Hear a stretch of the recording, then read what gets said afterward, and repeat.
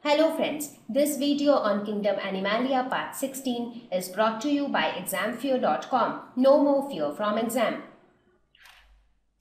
Now let us move ahead with the next phylum, that is Arthropoda. Now as I had told you before only, that in this Arthropoda phylum we will talk about the different types of insects, be it butterfly, housefly, mosquitoes, grasshopper. So they all fall under this category of arthropoda.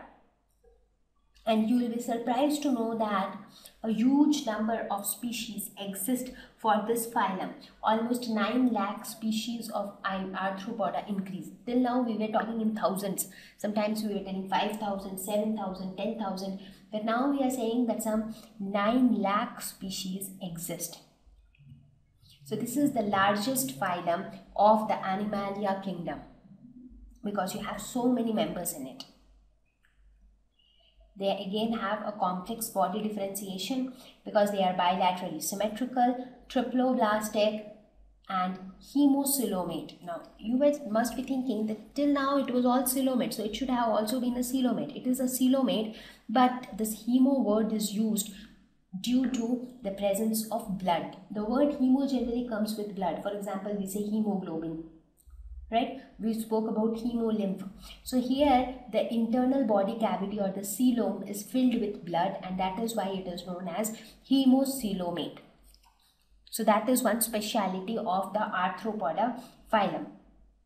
They have organ system level of organization, segmented body. So here in Arthropoda as well, we have segmented body. So here you can see these are the different segments here. They are all different segments. Organisms with jointed legs. Now why are they given the name Arthropoda? Because of Arthropoda means jointed legs. So these organisms have jointed legs. What do you mean by jointed legs? If you look at their legs, you see you can observe some joints here, observe some joints here, you can observe some joints here. So this is known as jointed legs. So their legs are such that it looks as if they have been jointed together. So organisms with jointed legs fall under the phylum of Arthropoda. Now what are the advantages of the presence of this jointed legs? They help them to move quickly and easily. So their locomotion becomes easier. So they easily move from one place to another. When we talk about the overall structure of the body is broadly divided into 3 parts. That is head, thorax and abdomen. So this is head, this is thorax and this is abdomen. Okay, so jointed legs, this gives the name arthro. Arthro means jointed. Legs or leg-like structure or appendages, that is known as poda. So they are called arthropoda. Talking about the skeleton, body is covered by exoskeleton made up of chitin. So chitin is quite tough and hard, so it protects the animal. Now this also becomes one reason why this is the largest phylum, because a question might come to your mind, why is it that in the Arthropoda phylum so many animals actually exist? Why don't they die? That's because they have this outer layer made up of chitin, which acts as an extremely protective layer. Therefore, it helps them to survive in adverse conditions. And secondly, they have, due to the presence of the jointed legs, they can move from one place to another real fast. So because of such favorable things, members of the Arthropoda phylum actually survives for a longer period of time. They can be free living or parasitic, that is, they can also live inside the body of some other host and derive its nutrients from them. They are mobile due to the presence of the muscle cells. Let us look at the variety of examples of arthropoda: spider, scorpio, crab, centipedes, cockroach, butterfly, grasshopper, mosquitoes, ants and bugs. So these are all examples of the Arthropoda phylum. Let us now talk about the various organ systems in Arthropoda phylum. So let us look at the different organ systems in arthropod. So here also we will start with the digestive system. They have a complete digestive tract. So here also they'll have a mouth and an anus and all the other parts of the digestive system. Talking about respiratory system, the respiration takes place here with the help of gills or lungs or tracheal system. So it differs. In some insects, it is with the help of the tracheal system. So they have tube-like structures called trachea. So gills are the respiratory organs in most aquatic forms. So gills are the organs of respiration for aquatic forms, whereas lungs and trachea are seen in terrestrial forms. Body surface also helps in gaseous exchange. So body surface is also an option which actually helps in gaseous exchange.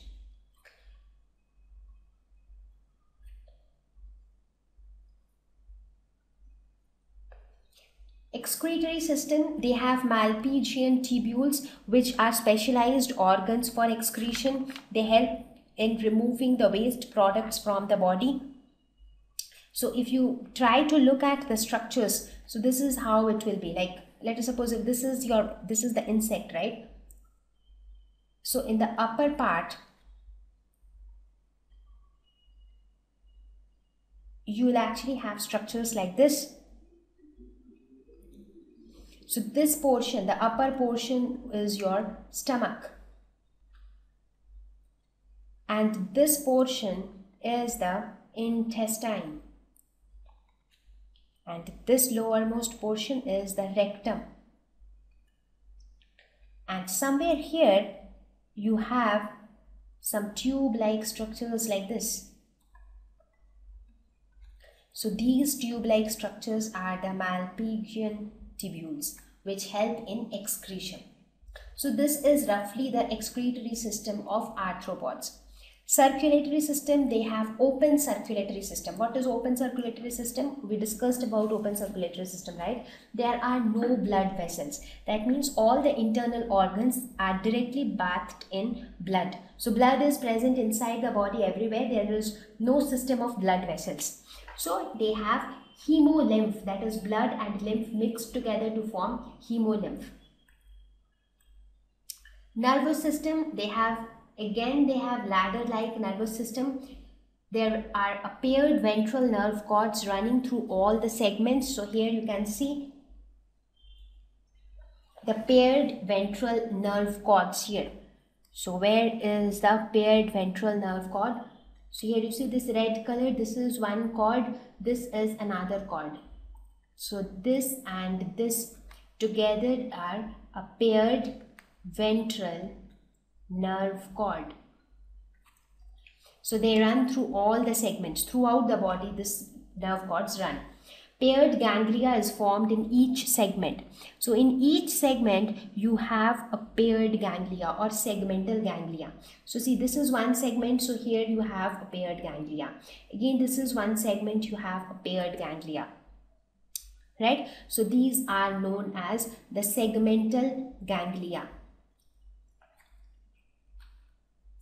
Brains are formed by fusion of the ganglia of these segments. So the ganglia of these segments fuse together to form the brain. So where is the brain? This is the brain.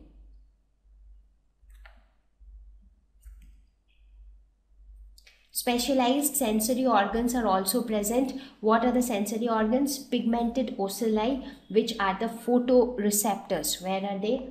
They are present here, the eye-like structures. Bristles are also present on their cuticles, which are touch and chemical receptors. So their body surface is covered by cuticle, and on that cuticle you have small bristle-like structures. They are sensitive to touch and chemicals. So this is so here also you can see why it is a ladder-like structure. So here you see two ventral nerve cords, and in middle the ganglia, segmental ganglia, are joined together. So that gives a ladder-like appearance, and that is why it is said to have a ladder-like nervous system. So let us talk about the reproduction in arthropods. So even here the sexes are separate, that is, there is a distinct male and female sex. Internal fertilization in terrestrial arthropods. So talking about the type of fertilization, it is internal, that is fusion between the male and female gametes will take place inside the body. External fertilization is also seen in some aquatic arthropods. So for the terrestrial arthropods it is internal fertilization, but for the aquatic arthropods it is external fertilization. That means the male gamete and the female gametes will be released by the organisms and the fusion will happen outside. Mostly oviparous. What do you mean by oviparous? Organisms which lay eggs. They are known as oviparous. And those organisms which directly give birth to young ones, they are known as viviparous. So human beings are viviparous, but arthropods are oviparous. And the eggs which are laid by them are large and yolky. So they have yolk-like substance present inside them. So this was about the reproduction. Now, the most important feature of arthropod, after which they are named, are their jointed legs. And you would see that there are so many different variety of arthropods that these jointed legs are modified in a number of ways in different arthropods to form antenna, mouth parts and reproductive organs. So here you can see these are the antenna, this long sting-like structures. These are the mouth parts. So they are nothing but those modifications of the jointed legs. These arthropods were also the first land animals to tolerate higher temperatures, because before this, whatever we studied, most of them favored marine habitats, that is, they wanted aquatic, they were all aquatic in nature. So arthropods were also the first animals to be purely terrestrial, which could tolerate high temperatures. Now, the examples are all the day-to-day life examples. We come across so many arthropods like spider, ant, bees. So they are all free-living arthropods. On the other hand, there are arthropods which are parasitic like lice. Some are not parasites, but they can cause harm to human beings. Example is mosquito. So mosquito is a classic example, because if you get a mosquito bite, you might suffer from a disease like malaria.